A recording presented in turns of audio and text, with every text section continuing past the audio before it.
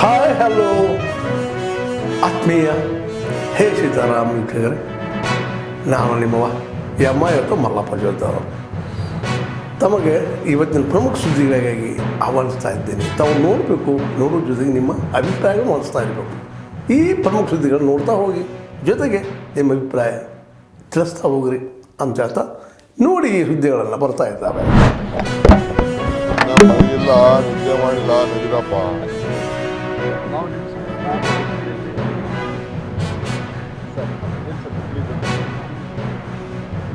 ಇಲ್ಲಿ ಹೊರಟ್ಟಿಯವರು ಒಂದು ಪ್ರೋಗ್ರಾಮ್ ತಂದಿದ್ದಾರೆ.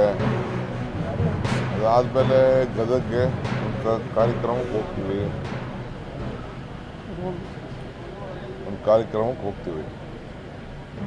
ಎರಡು ಕಾರ್ಯಕ್ರಮ ಇದೆ.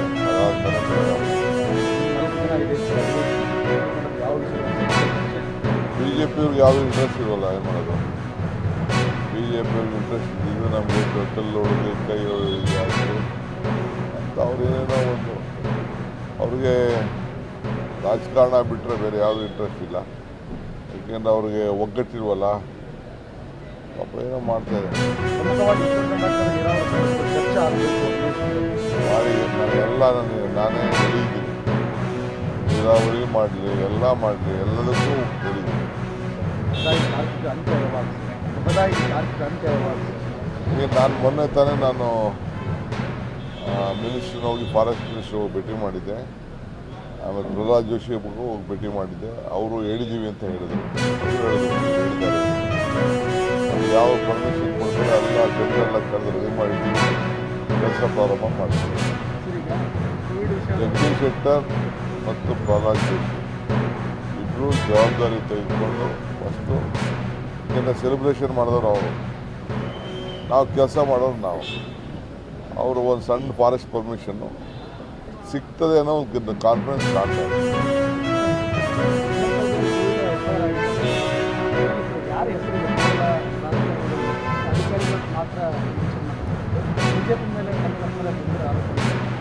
ಯಾರೋ BJP ಅವ್ರ ಮೇಲೆ ಹೇಳೋಲ್ರಿ, ಅವ್ರು ಪುನಃ ರಿಪೋರ್ಟ್ ಕೊಟ್ಟಿದ್ದಾರೆ, ಅದರ ಮೇಲೆ ಅವ್ರು ಕೊಟ್ಟಿದ್ದಾರೆ. ನಾವೇನು ಅದನ್ನು ಮಾಡಬೇಕಾಗಿಲ್ಲ. On the recommendation of some report FIR ಹಾಕಿದ್ದಾರೆ. ನೋಡೋಣ ಅವ್ರೇನೋ ಮಾಡ್ತಾರೆ.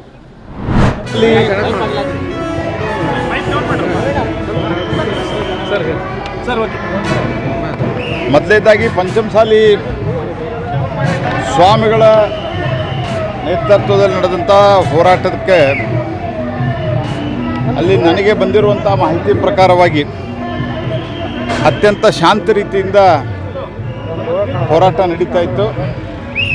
ನನಗೆ ಸ್ವಾಮಿಗಳು ಫೋನ್ ಮಾಡಿದ್ರು, ಬಸವನಗೌಡರು ಫೋನ್ ಮಾಡಿದ್ರು, ಅರವಿಂದ್ ಬೆಲ್ಲದವರು ಫೋನ್ ಮಾಡಿದ್ರು, CC ಪಾಟೀಲ್ರು ಫೋನ್ ಮಾಡಿದ್ರು. ಮಿನಿಮಮ್ ಬಲ ಪ್ರಯೋಗವನ್ನು ಮಾಡ್ಬೋದಾಗಿತ್ತು, ಆದರೆ ಮ್ಯಾಕ್ಸಿಮಮ್ ಬಲ ಪ್ರಯೋಗವನ್ನು ಮಾಡಿದ್ದಾರೆ. ಹಾಗಾಗಿ ಅನೇಕರಿಗೆ ತೀವ್ರವಾದಂಥ ಗಾಯಗಳಾಗಿದ್ದಾವೆ. ಆ್ಯಸ್ ಒಂಥರ ವೈರಿಗಳು ನಡೆಸ್ಕೊಂಡಿದ್ದಾರೆ ಅವರು. ಇದು ಅತ್ಯಂತ ತೀವ್ರವಾಗಿ ನಾನು ಖಂಡಿಸ್ತೇನೆ. ಮತ್ತು ಇವರ್ಯಾರು ಗುಂಡಾಗಳಲ್ಲ, ಕಾನೂನು ಕೈಗೆ ತೆಗೆದುಕೊಳ್ಳೋರಲ್ಲ. ಬೇಕಂತಲೇ ಈ ಹಿಂದೆ ಏನೋ ಧರ್ಮಾಧಾರಿತ ಮೀಸಲಾತಿಯನ್ನು ವಿತ್ಡ್ರಾ ಮಾಡಿ ಇವ್ರಿಗೆ ಕೊಟ್ಟಿದ್ದಕ್ಕೆ ಇವರ ಮೇಲೆ ಒಂದು ರೀತಿಯ ಹಲ್ಲೆ ನಡೆಸುವಂಥ ಪ್ರಯತ್ನವನ್ನು ಸಿದ್ದರಾಮಯ್ಯನವರು ಮಾಡಿದ್ದಾರೆ. ಅದಕ್ಕೆ ನಾನು ಈ ಕ್ರಮವನ್ನು ತೀವ್ರವಾಗಿ ಖಂಡಿಸ್ತೇನೆ. ಎರಡನೇದ್ದು, ವಿಜೇಂದ್ರನ ಮೇಲೆ 150 ಕೋಟಿ ರೂಪಾಯಿದ್ದು ಆರೋಪದ ಬಗ್ಗೆ ನೀವು ಪ್ರಶ್ನೆ ಕೇಳಿದ್ರೆ ಆ್ಯಕ್ಚುಲಿ ಅದು ಉತ್ತರ ಕೊಡ್ಲಿಕ್ಕೆ ವರ್ತ ಅಲ್ಲ. ಅದು ನನ್ನ ಪ್ರಕಾರ ಬಾಯಿಗೆ ಬಂದಂಗೆ ಮಾತಾಡೋದು ಅಂತ ಇದರ ಅರ್ಥ. 1,500 ಕೋಟಿ ಅಂತ ಹೇಳಬೇಕಾಗಿತ್ತು. ಬೈ ಮಿಸ್ಟೇಕ್ ಅವ್ರು 150 ಕೋಟಿ ಅಂದಿರ್ಬೇಕು ಸಿದ್ದರಾಮಯ್ಯನವರು. 1,500 ಕೋಟಿ ಅಂತ ಹೇಳಬೇಕಾಗಿತ್ತು ಅವರು. ಅಟ್ಟರ್ ನಾನ್ಸೆನ್ಸು.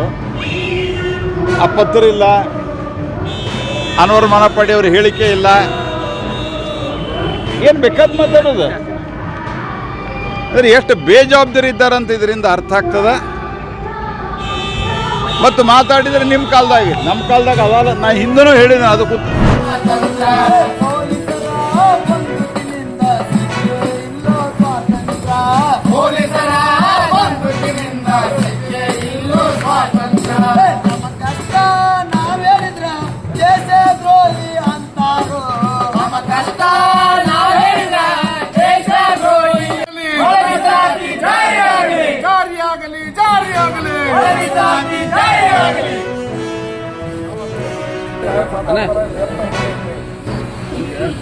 ನಿಂಗಪ್ಪಣ್ಣ ಹಿಂಗೆ ಬರ್ರಿ ಅಂದ್ರೆ ಎಲ್ಲರೂ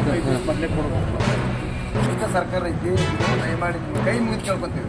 ಯಾಕಂದ್ರೆ 30 ವರ್ಷ ಇದಕ್ಕೆ ಎಷ್ಟೋ ಮಂದಿ ನಮ್ಮ ಸಮಾಜದ ಕೈಗಾರ ನೋಡ್ಕೊಂಡ್ರೆ ಸತ್ತು ಹೋಗ್ಯಾರ 8 ಮಂದಿ. ಅದಕ್ಕೆ ಇನ್ನೂ ಇದು ನಮ್ಮ ಮುಂದಕ್ಕೆ ಹಾಕ್ಬೇಡಿ. ಇದೇ ಅಧಿವೇಶನದಾಗ ಆದರೂ ನಿಮ್ಮದು ಫೋಟೋ ಪೂಜೆ ಮಾಡ್ತೀವಿ. ನಮ್ಮ ಮನ್ಯಾಗ ನಾವು ಸಿದ್ದರಾಮಯ್ಯ ಸರ್ದು ನಿಮ್ಮದು ನಮ್ಮ ತಾಲೂಕಲ್ಲಿ ಇದೇ ಅಧಿವೇಶನ ಆದ್ರೆ ಇಡೀ ಮಾದಿಗ ಸಮಾಜ ನಿಮ್ಮ ಫೋಟೋ ಇಟ್ಕೊಂಡು ನಮ್ಮ ಮನೆಯಾಗ ಪೂಜೆ ಮಾಡ್ತೀವಿ. ಯಾಕಂದ್ರೆ ಅಷ್ಟು ನಮ್ಮಲ್ಲಿ ನಾಗಮೋಹನ್ ದಾಸ್ ಅವ್ರ ನೇತೃತ್ವದಲ್ಲಿ ಒಂದು ಸಮಿತಿ ಆಯಿತು. ಆ ಸಮಿತಿಗಳಿಗೆ ಇನ್ನೂ ಅದು ಕಾರ್ಯಾರಂಭ ಮಾಡಬೇಕಾಗಿದೆ. ಒಂದು ಯಾವುದೇ ಒಳ ಮೀಸಲಾತಿ ಜಾರಿ ಮಾಡೋ ಪೂರ್ವದಲ್ಲಿ ಈಗಾಗಲೇ ಭಾಳ ದೊಡ್ಡ ಪ್ರಮಾಣದಲ್ಲಿ ಚರ್ಚೆಯಾಗಿ ಒಂದು ಅಂತಿಮ ಹಂತಕ್ಕೆ ಬಂದಿದೆ. ಆ ಅಂತಿಮ ಹಂತ ಸರ್ಕಾರ ತೆಗೆದುಕೊಂಡ್ರೆ ನಿಮ್ಮ ಪರವಾಗಿ ಧ್ವನಿ ಇರ್ತಕ್ಕಂಥ ಕರ್ತವ್ಯ, ಆ ಕರ್ತವ್ಯವನ್ನು ಮಾಡ್ತೀನಿ ಅನ್ನುವಂಥ ಮಾತನ್ನು ಹೇಳುವುದರೊಂದಿಗೆ ತಾವೇನು ಇವತ್ತು ಹೋರಾಟ ಮಾಡಕತ್ತೀರಿ, ನೀವು ನಿಮ್ಮ ಹಕ್ಕಿಗಾಗಿ ಮಾಡತ್ತೀರಿ ಹೊರತಾಗಿ ಬೇರೆ ಕೆಲಸ ಅಲ್ಲ. ನಿಮ್ಮ ಸಮಾಜಗಳಲ್ಲಿ ಕೆಲವು ಪರ ವಿರೋಧಗಳು ಕೆಲವು ಇದ್ದು, ನಿಮ್ಮ ಸಮಾಜ ನಿಮ್ದಲ್ಲ, ಬೇರೆ ಬೇರೆ ಸಂಘಟನೆಗಳಿಂದ ಇವತ್ತು ಎಲ್ಲ ಕಡೆ ಒಂದು ಕಡೆಯಾಗಿ ಕೊಡಬೇಕು ಅನ್ನುವಂಥ ತೀರ್ಮಾನಕ್ಕೆ ಆಗಲೇ ತೆಗೆದುಕೊಂಡ್ರೆ ಮೊನ್ನೆ ಸಂಪುಟ ಸಭೆಯಲ್ಲಿ ಕೂಡ ಇದ್ರ ಬಗ್ಗೆ ಚರ್ಚೆಯಾಗಿ ಒಂದು ಅಂತಿಮ ನಿರ್ಣಯ ಕೊಡೋದು ಚರ್ಚೆಗೆ ಬರಲಿ. ನಾನು ನಿಮ್ಮ ಪರವಾಗಿ ಧ್ವನಿಯಾಗಿರ್ತೀನಿ ಅನ್ನೋದನ್ನ ಎಲ್ಲರಿಗೂ ಗೊತ್ತಿದೆ. ಆ ಪ್ರಕಾರ ಇರುತ್ತೆ. ಪ್ರೆಸ್ ಮೀಟಲ್ಲಿ ಭೇಟಿಯಾಗದ ಕಾರಣ ಏನಂದರೆ, ಒಂದು ಅತಿ ರೇರ್ ಕೇಸ್ ಒಂದು ಆಪ್ರೇಟ್ ಮಾಡಿದ್ದೀವಿ ಸಕ್ಸಸ್ಫುಲ್ಲಾಗಿ.